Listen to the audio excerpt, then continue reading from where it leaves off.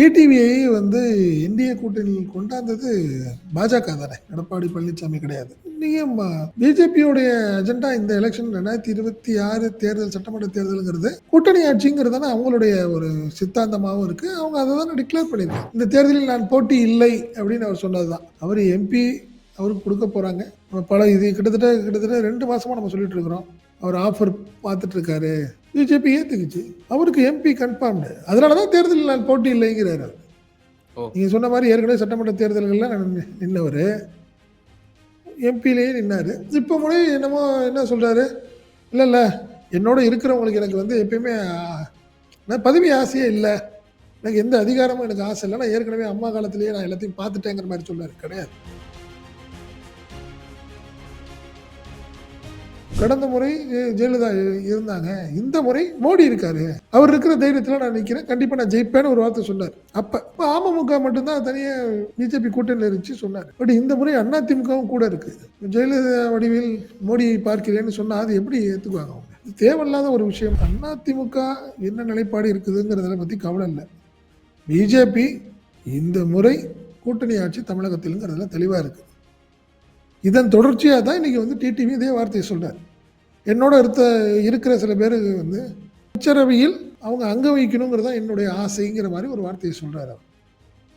அப்படி சொல்றது பிஜேபி சொல்றதோட அது சொல்ற மாதிரி தானே இது கிட்டத்தட்ட.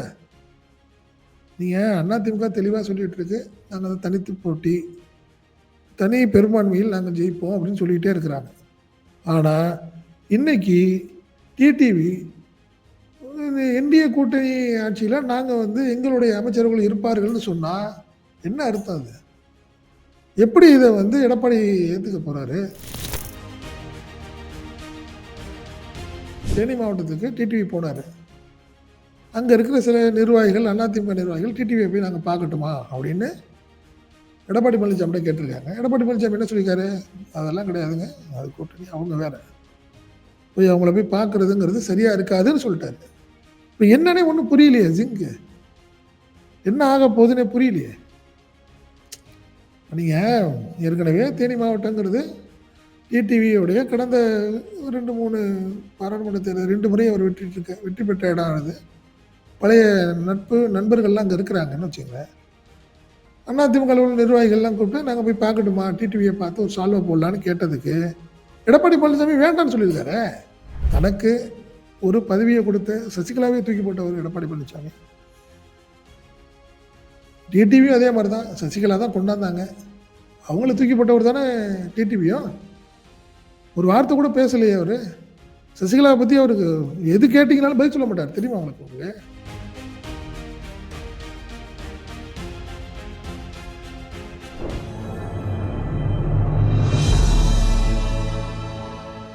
தமிழ் மீடியா நேயர்களுக்கு அன்பு வணக்கம். இன்றைய நேர்காணலில் நம்மோடு இணைந்திருப்பவர் தமிழ் நியூஸோட ஆசிரியர் மற்றும் பத்திரிகையாளர் திரு செந்தில் சார்.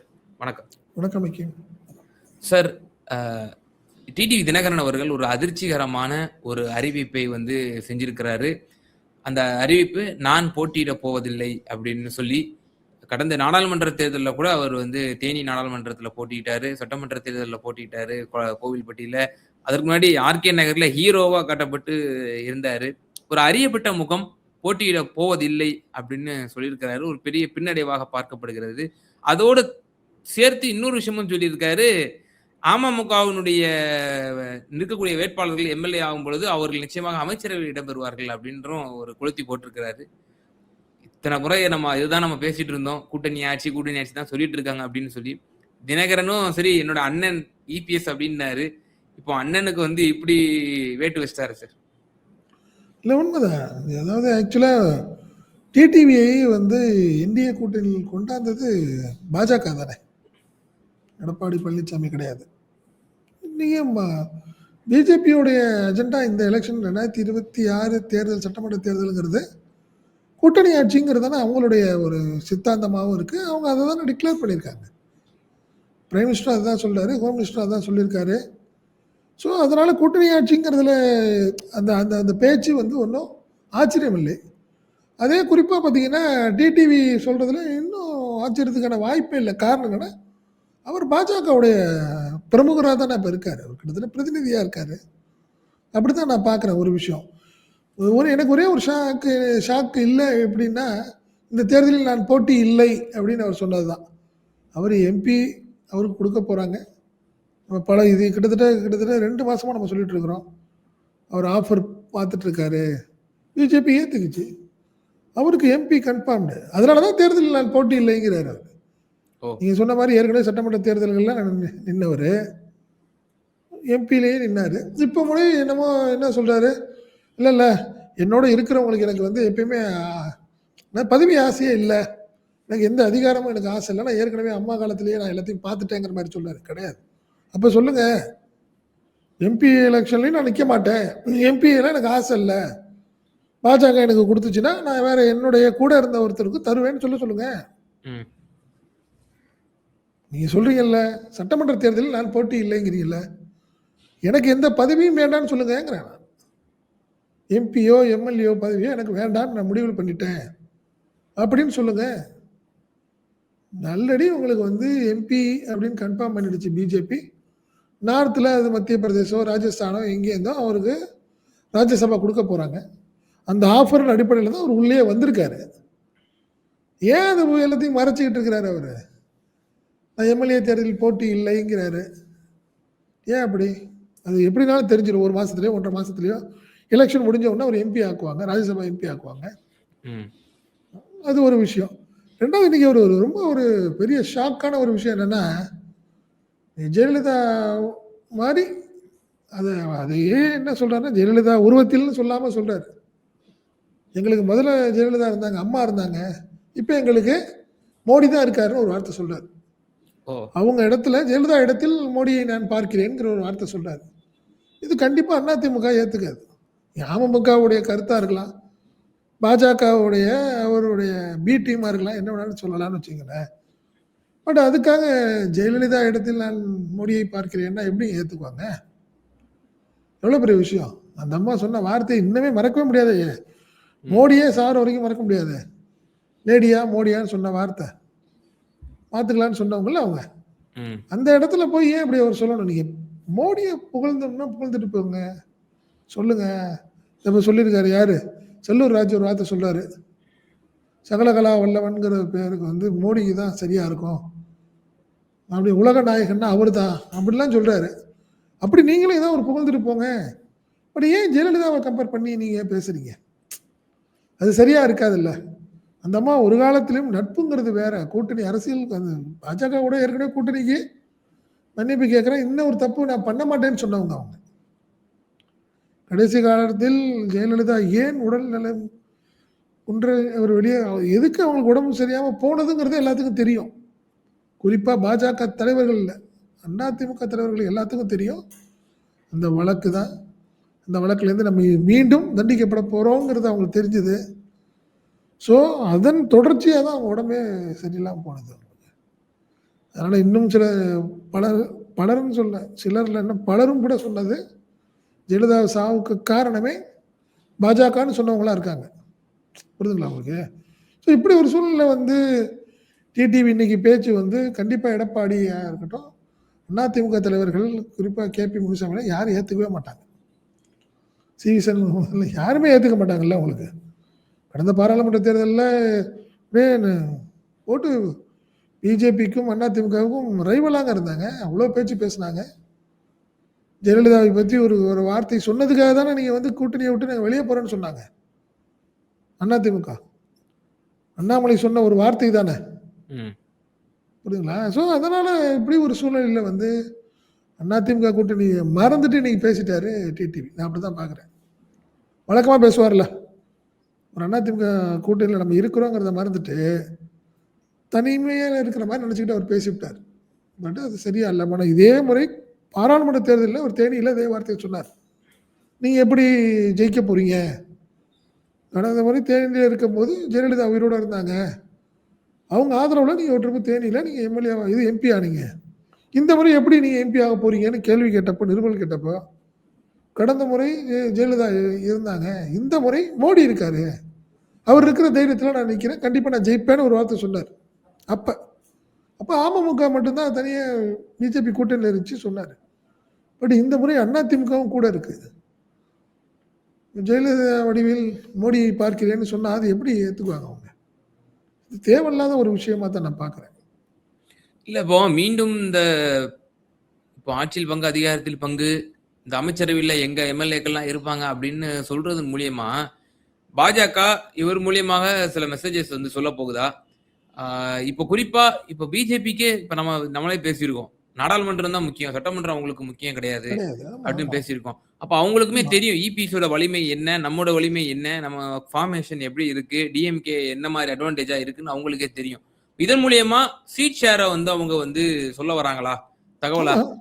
நாங்க ஏங்க வந்து உண்மைதான் கிம். கண்டிப்பா இந்த தேர்தலில் பாஜக கூட்டணியில தான் இவர் இருக்கார். யாரு?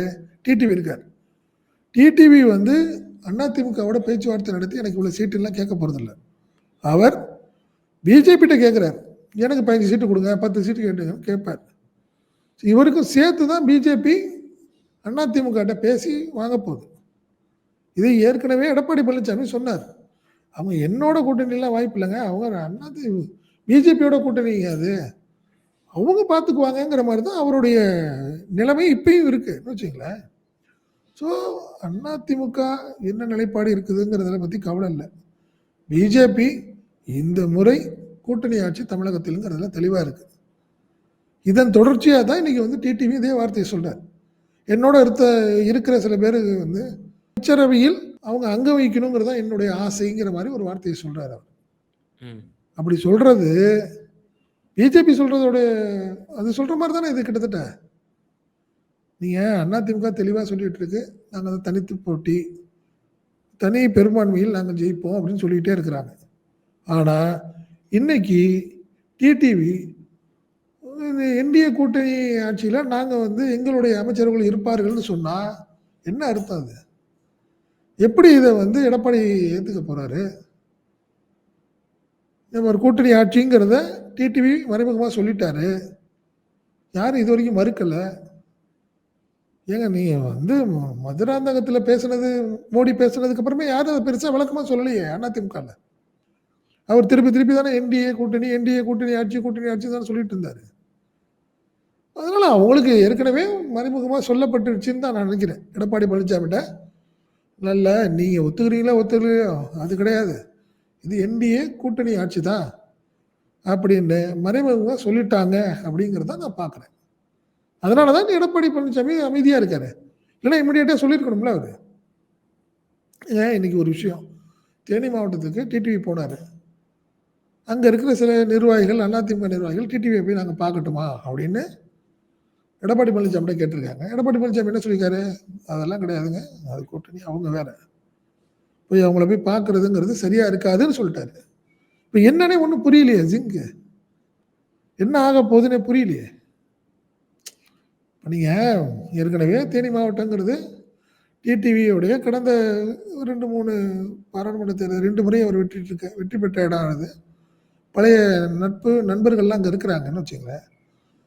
அதிமுக நிர்வாகிகள்லாம் கூப்பிட்டு நாங்கள் போய் பார்க்கட்டுமா, டிடிவியை பார்த்து ஒரு சால்வை போடலான்னு கேட்டதுக்கு எடப்பாடி பழனிசாமி வேண்டான்னு சொல்லியிருக்காரு.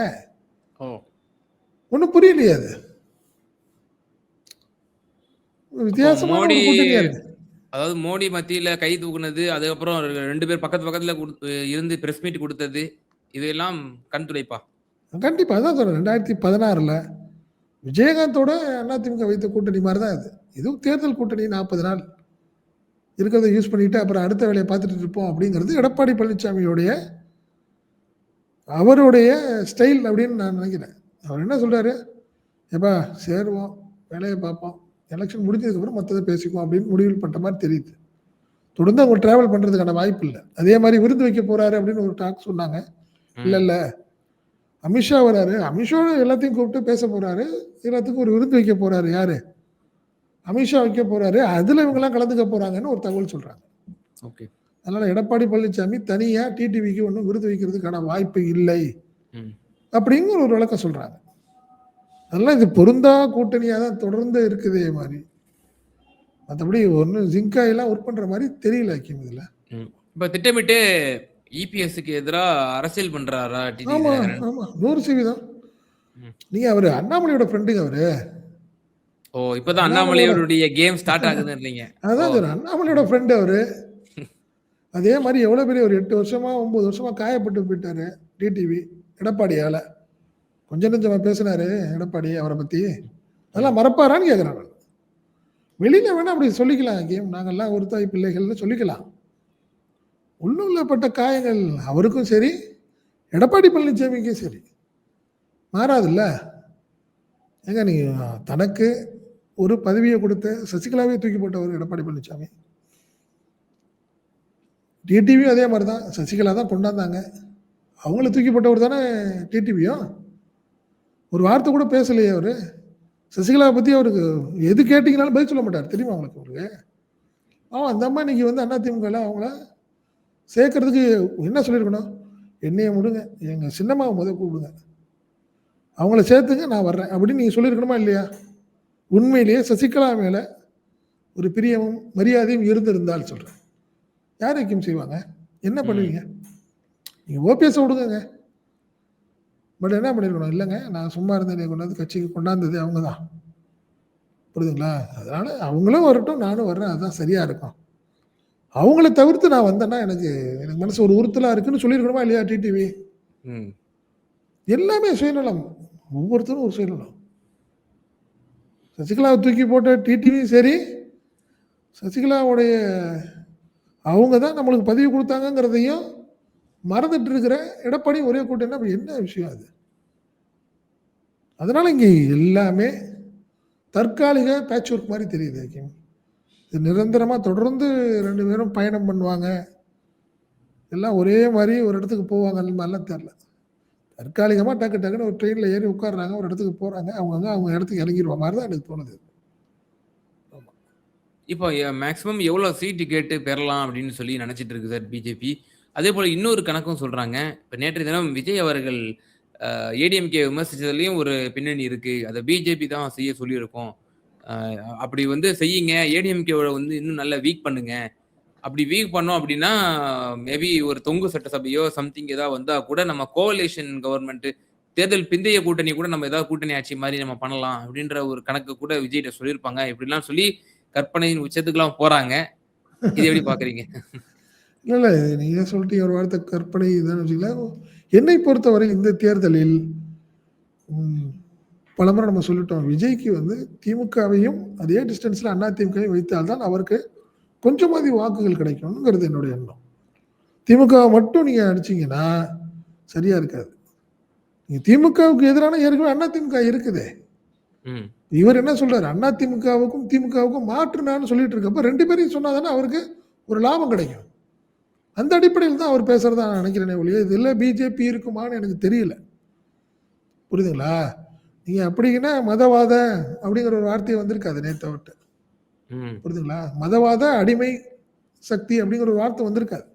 ம். ஸோ அதனால இந்த தேர்தலை பொறுத்தவரைக்கும் பாஜக அவங்களுடைய ஒரே அஜெண்டா காங்கிரஸோட சேர வேணாம் அப்படிங்கிறத கட் பண்ணிட்டாங்க. அந்த ஒரு விஷயமா தான் நான் பார்க்குறேன்னு வச்சுக்கங்களேன். அதனால விஜய் பேசுனதுக்கு அதன் பின்னணியில பாஜக இருக்குமாங்கிறது எனக்கு என்னமோ ஏற்றுக்கொள்ள முடியாதா தெரியல ஐக்கியம். ம். ஸோ இப்ப எவ்வளோ சீட் மேக்ஸிமம் வாங்கி பிஜேபி கன்டெஸ்ட் பண்ணலாம் இந்த தேர்தல்ல அப்படின்னு நெனைக்குது சார்? இல்ல டிடிவி வந்து அவருடைய ஆதரவாளர்கள்ட்டலாம் சொன்னது 12லேருந்து 15 சீட் நம்ம வாங்க போறோம்ன்னு சொல்றாரு. டிடிவி தினகரன் ஆமா அமமுக. டிடிவி தினகரன். அவர்ட்ட போறவங்க நண்பர்கள் எல்லாத்துட்டயும் அதான் அவர் சொல்றாரு. என்ன? நீங்க அப்படியே பார்த்தீங்கன்னாலும் குறைச்சு வச்சாலும் என்னை பொறுத்தவரை 15 சீட்டுக்கு 50 சீட்டுக்கு குறையறதுக்கு வாய்ப்பு இல்லை. பாஜக. பாஜக. ஏன்னா நீங்க 15 கழிச்சீங்கன்னாவே 35 சீட் அவங்களுக்கு. ம். புரியுதுங்களா? நீங்க அதுதான் இன்னைக்கு மேட்ரு. ஏன்னா மத்த எல்லாத்துக்குமே வந்து ஏடிஎம்கே குடுத்துரும்.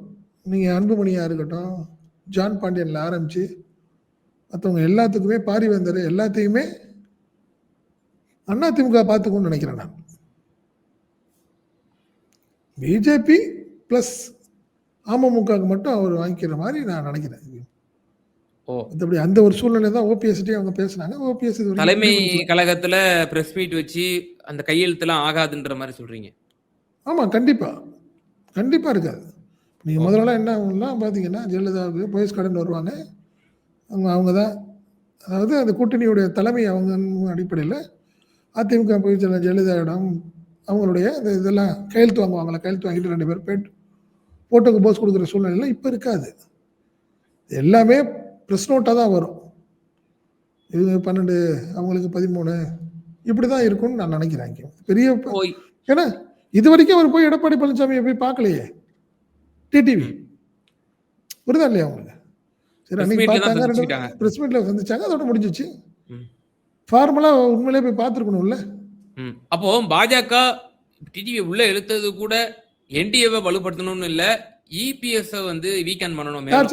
ஆமா ஆமா, அதுதான் அவங்களுக்கு அதுதான் அவங்களுடைய எய்ம் தான். நீங்க சொன்ன மாதிரி 2029 தானே கேம். எலெக்ஷன். ஆமா, எலெக்ஷனுக்கான விஷயம் அந்த மாதிரிலாம் தெரியல. இப்ப எல்லாத்தையும் பேட்ச் பண்ணி வச்சுக்குவோம்.